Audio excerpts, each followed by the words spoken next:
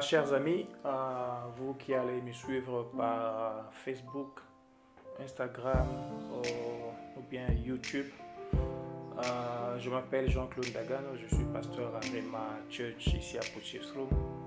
J'ai commencé une série de vidéos sur sauver pour servir et j'ai senti dans mon cœur que le message que je suis en train de faire passer aux amis en anglais devrait aussi vous parvenir pour toutes les personnes qui parlent aussi français. Et nous avons pensé enregistrer aussi cette vidéo pour vous qui est en train de résumer les deux parties que j'ai déjà faites jusque-là. Et nous allons avancer avec vous en deux parties en français, ce qu'en anglais sera en trois parties, mais ce sera le même contenu. Je vais rapidement vous rappeler que le Seigneur a mis dans mon cœur, c'est pour de partager avec ceci, parce que en tant que pasteur d'une église locale, je me suis rendu compte que le peuple de Dieu est léthargique, le peuple est assis, le peuple a reçu Jésus et nous pensons que c'est tout ce qu'il fallait faire. C'est bien d'avoir Jésus dans nos vies, mais nous oublions que nous avons été sauvés afin de pouvoir aussi apporter l'évangile aux autres. Et le texte de base de notre message est dans Exode chapitre 8, 1 à 2, et puis dans Luc chapitre 8, 38 à 39. Ou bien Marc 5, 18 à 20, ça parle du même texte, de la même histoire.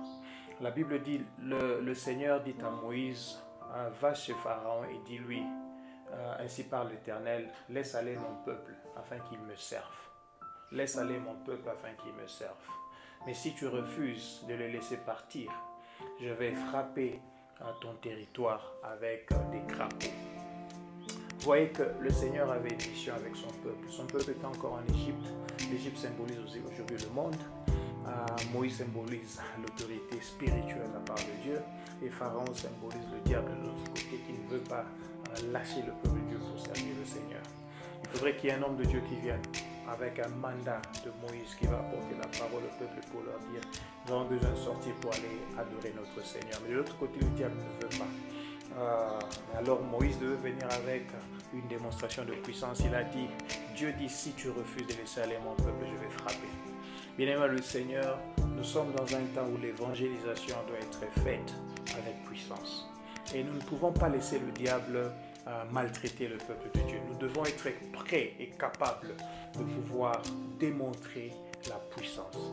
La seule chose que le diable entend, c'est la puissance, c'est la parole de la puissance. Alors nous devons être prêts à cela. Mon premier point à dire ici, c'est que nous avons besoin de la puissance afin de conquérir le monde. Mais maintenant, le problème dans l'église, c'est que beaucoup de gens sont sauvés, mais ils ne savent pas pourquoi ils sont sauvés. Et même aussi, avant même qu'on arrive à avoir beaucoup de gens qui sont sauvés, il y a encore beaucoup de gens qui ne sont pas vraiment sauvés. Nous avons des gens qui sont à l'église, qui ne sont pas complètement sauvés, mais qui ont seulement rendu leur vie mieux qu'avant. C'est-à-dire quelqu'un qui vivait peut-être avec 3 copines, il se décide d'abandonner 2, il reste avec une. Quelqu'un qui fréquentait les mauvais endroits peut-être 5 fois la semaine, il se décide, il fait ça seulement 1 fois la semaine ou 1 fois le mois. Vous voyez que c'est mieux qu'avant. On dit on a amélioré, on a quand même progressé dans sa manière de voir les choses. Mais on n'est pas transformé parce qu'il y a un problème de vraie repentance à l'église. Je me rappelle du temps où moi je me suis converti et même avant ma conversion. Les gens venaient à l'église, la parole de Dieu était prêchée, les gens pleuraient. Nous pleurions nos péchés. Nous décidions de changer nos vies. C'est ainsi que moi j'avais donné ma vie au Seigneur parce que quand on m'avait présenté la parole, j'ai compris que ma vie était dans le péché, que je devais changer. Et j'ai changé ma vie complètement. Maintenant, le problème de la repentance, c'est que la repentance comprend 2 mots. C'est la transformation, mais c'est aussi la métamorphose. La transformation, c'est prendre la forme de ce qu'on était, aller de l'autre côté opposé de cette forme. C'est-à-dire ça doit être opposé. Si le nord était mon passé, le sud doit être mon futur. Si l'est l'était, l'ouest doit être vice-versa. L'est et l'ouest ne peuvent se rencontrer, le nord et le sud ne peuvent se rencontrer. C'est-à-dire ce que j'étais avant doit être différent de ce que je suis maintenant, alors complètement différent. Quand on parle de métamorphose, c'est un complet changement.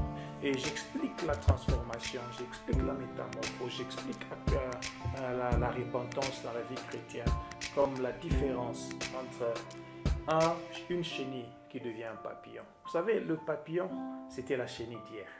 Ou la chenille, c'est le papillon de demain.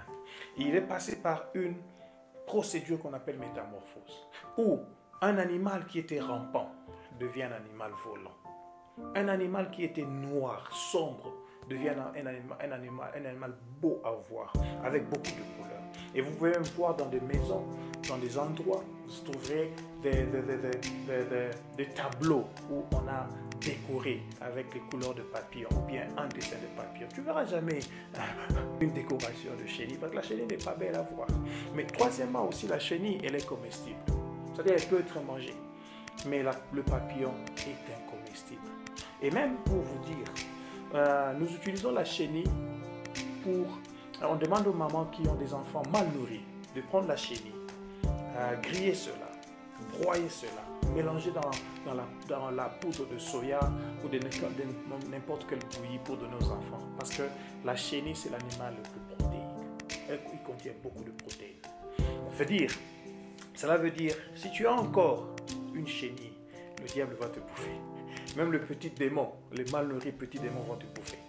Mais si tu deviens papillon, tu deviens incomestible parce que tu n'as pas de goût. Bien aimé le Seigneur, c'est important que nous arrivions à comprendre que la transformation, la métamorphose doit être le point de départ de tout enfant de Dieu. Alors si tu es sauvé, tu dois savoir pourquoi tu es sauvé. Tu n'es pas sauvé pour se plaire du confort de votre église, de la place où tu pries, de l'endroit où tu adores. Vous avez un beau temple, vous avez un beau groupe d'adoration qui adore le Seigneur parfaitement. Vous avez un pasteur qui prêche bien, des hommes de Dieu dans votre église qui présentent la parole de Dieu de manière impressionnante. Ce n'est pas cela, nous ne sommes pas sauvés pour cela, nous sommes sauvés pour sortir, aller prêcher la parole de Dieu. Dieu a dit, laissez mon peuple sortir afin qu'il me serve. Nous sommes sauvés pour servir. Bien, et voilà pourquoi je dis, le salut et le service sont les deux pieds d'un enfant de Dieu qui est en mouvement. Tu ne peux pas être sauvé et rester sur place. Quand tu es sauvé, tu dois bouger. Voilà pourquoi l'histoire de ce jeune homme dans Marc chapitre 5, nous avons lu cette histoire dans Marc chapitre 5, je peux encore vous le rappeler, c'est l'histoire du fou de Gadara. On le présente comme le fou de Gadara, l'homme avec beaucoup d'esprit impur, au point que lorsque Jésus lui avait demandé son nom, il a dit « Je m'appelle Légion, parce que j'ai une légion de démons en moi. » Et Jésus a chassé ces démons, Jésus l'a sauvé. Et le jeune homme, la Bible maintenant, le verset 18, la Bible dit, après qu'il soit sauvé, et quand Jésus était en train de monter dans le bateau, il s'est approché de Jésus, lui qui était délivré des démons. Et il a commencé à supplier Jésus pour qu'il aille avec lui. Mais écoutez le verset 19. Cependant, Jésus ne lui permit pas de rester avec le baptême, mais plutôt il lui dit, va dans ta maison, vers tes frères, va et va leur dire tout ce que Dieu a fait pour toi et comment il a eu compassion de toi. Et la Bible le dit, il est parti et il a commencé à proclamer la parole de Dieu dans le Décapolis. Et tout ce que Jésus avait fait pour lui, et tous les gens étaient émerveillés. Les gens l'ont reconnu, ils ont dit, mais c'était le fou de Gadara. C'était celui-ci qu'on a connu auparavant, qui était rempli de mauvais esprits. Mais quand il est venu proclamer la parole, il est venu annoncer officiellement que Jésus-Christ est son maître. Ce jeune homme est parti le même jour, sans avoir eu un seul affermissement. Il n'est pas passé à l'école des disciples. Il n'a pas attendu une école de ministère, mais directement, il est sorti pour aller prêcher la parole. Bien aimé, aujourd'hui, nous avons beaucoup de chrétiens à l'église qui ont complété tous les affermissements. Ils ont été à l'école des disciples pendant des séances et des séances. Ils ont fini des écoles de ministère, mais ils sont encore là au temple, en train de savourer la présence de Dieu. Ce n'est pas à cela que Dieu nous a appelés. Il t'a appelé à les servir. Les gens veulent rester à l'église, avoir des titres. Ils veulent être diacres, anciens, ils veulent être pasteurs, évangélistes. Mais pourquoi ? Tous ces titres ne servent à rien. Le premier titre que Paul a présenté comme titre, c'était le titre de serviteur. Tite chapitre 1, il dit lui-même, pour moi Paul, le serviteur de Dieu, mais le serviteur de Dieu est apôtre de Jésus-Christ. Le mot serviteur ici, que Paul est en train d'utiliser, c'est le mot serviteur qui est en grec on dit doulos. C'est D-O-U-L-O-S. Doulos, ça veut dire un serviteur qui est enchaîné et qui est tiré par son maître partout où il va. Quand tu es un doulos comme Paul, tu te dis, je ne suis pas mon propre boss, je suis le boss, je suis le serviteur de Dieu. C'est comme ça que Jésus, présentant le serviteur dans Luc chapitre 17, à partir du verset 7 à 10, il dit, qui de vous dira à son serviteur lorsqu'il revient du champ, viens ici, assis-toi là-bas et mange. Ne lui dira-t-il pas, viens, sers-moi à manger, sers-moi à boire. Et après que j'ai mangé et bu, toi aussi tu mangeras et boire. Beaucoup d'enfants à l'église de Dieu aujourd'hui veulent commencer à manger et à boire avant que Dieu n'ait mangé, n'ait bu. Nous avons besoin de servir d'abord Dieu. Nous avons besoin d'abord de servir Dieu. Nous crions à l'église que nous voulons être bénis. Nous venons pour les bénédictions. Le Seigneur ne nous servira pas avant que nous l'ayons servi. Nous sommes sauvés pour servir Dieu. Quand nous aurons servi Dieu, Dieu aura aussi de retour à nous donner quelque chose. Je voudrais attirer l'attention à cela. Malheureusement, les chrétiens d'aujourd'hui, nous sommes sauvés pour avoir des mariages, nous sommes sauvés pour avoir des visas, nous sommes sauvés pour avoir de l'argent. Et quand on a tout cela, merci Seigneur, je suis parti. Mais qu'est-ce qu'on a fait pour le Seigneur? Soyons des serviteurs. Voilà pourquoi je vous disais, nous devons nous le réveiller pour servir le Seigneur. Quand tu es sauvé là où tu es, bouge. Ce jeune homme est parti dans 10 villes. 10 villes, je dis bien 10 villes. Le Décapole était 10 villes. Il y avait Gadara, il y avait Cytopolis, il y avait Hippos, il y avait Pella, il y avait Philadelphie, il y avait Capitolias, il y avait Kanata, Rapana et puis Damas.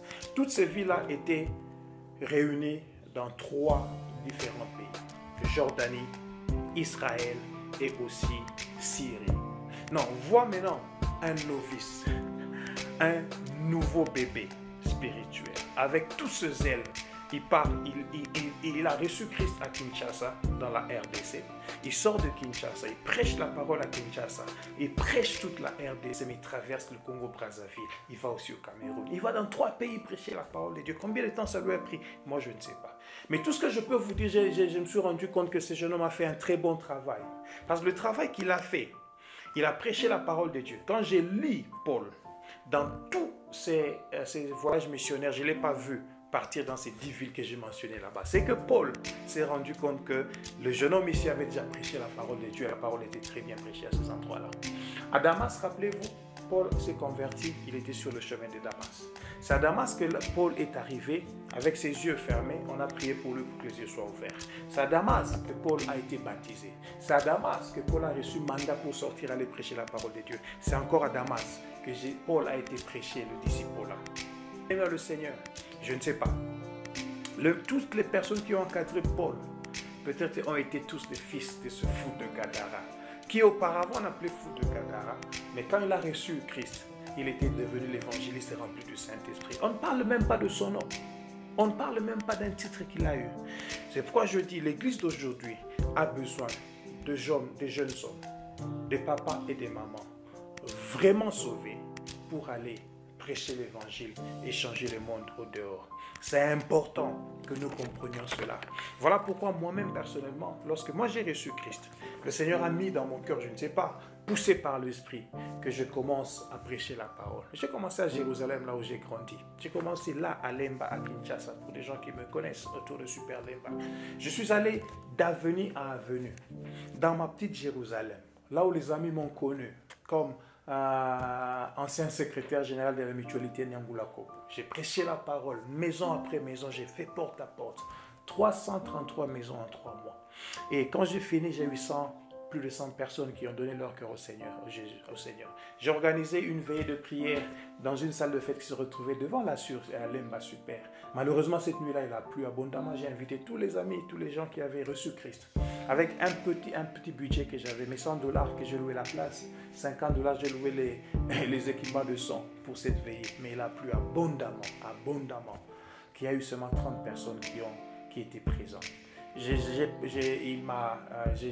failli me décourager, mais ça ne m'a pas découragé. J'ai continué à prêcher la parole de Dieu dans le bus, dans les hôpitaux. J'allais tous les dimanches et la semaine dans des hôpitaux pour prêcher la parole de Dieu. Parce que là, c'était les vacances, je n'avais pas encore commencé l'université. Je prêchais la parole de Dieu. Tous les jours, j'allais marcher, j'y allais, dans les bus, j'y allais. Quand je suis allé sur le campus, le premier jour, le matin très tôt, j'étais devant l'auditoire pour annoncer la parole de Dieu. On a commencé le groupe évangélique dans le bunker à Monecos avec les amis qui savent. Je suis devenu berger du Joya. Et pendant toutes les vacances, j'allais pour des voyages missionnaires à l'intérieur. Maintenant, je suis en Afrique du Sud, pasteur dans une église. Mais la mission ou le fardeau de l'évangélisation n'a jamais quitté mon cœur. Je voudrais prier pour toi et te dire là où tu es. Mon frère, tu peux aussi faire de même. Ma soeur, tu peux aussi faire de même. Je suis allé l'année passée, j'ai prêché la parole de Dieu. En dehors du pays, j'étais de l'Afrique du Sud où je vis, j'étais au Burundi. Je suis allé dans les camps des réfugiés, des Bugarama pour aller voir des Congolais dans les camps des réfugiés, prêcher la parole. Nous sommes allés à Ouvira, dans un coin, il y avait, c'était sous des coups de crépitation de balles. Mais nous sommes entrés là-bas pour aller apporter la parole de Dieu. Je suis allé en Inde.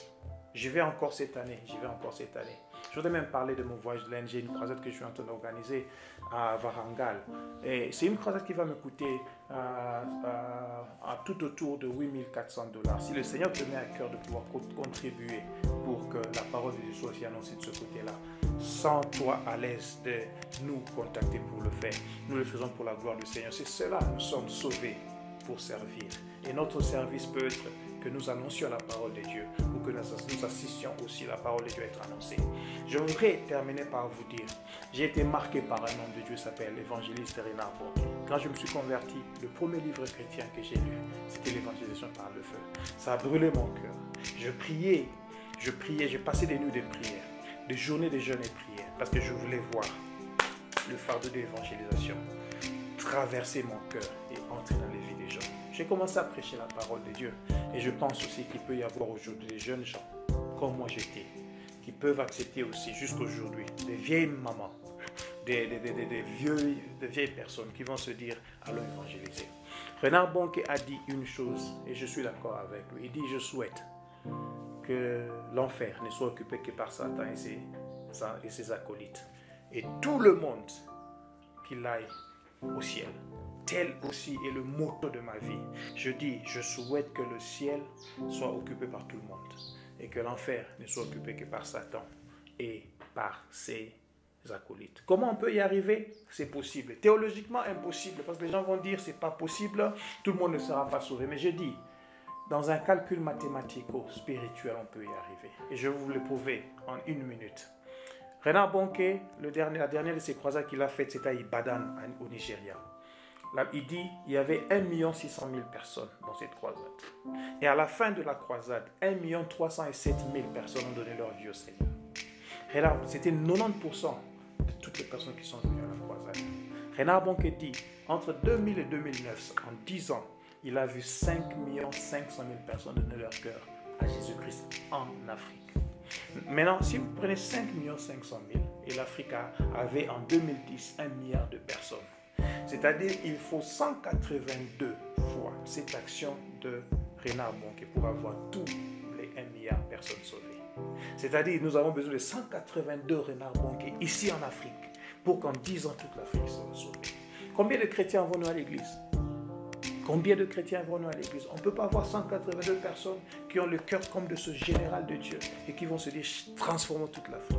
Et si nous devons extrapoler cela dans le monde a 6 milliards, dont nous avons 182 multiplié par 6, à peu près 1200 personnes.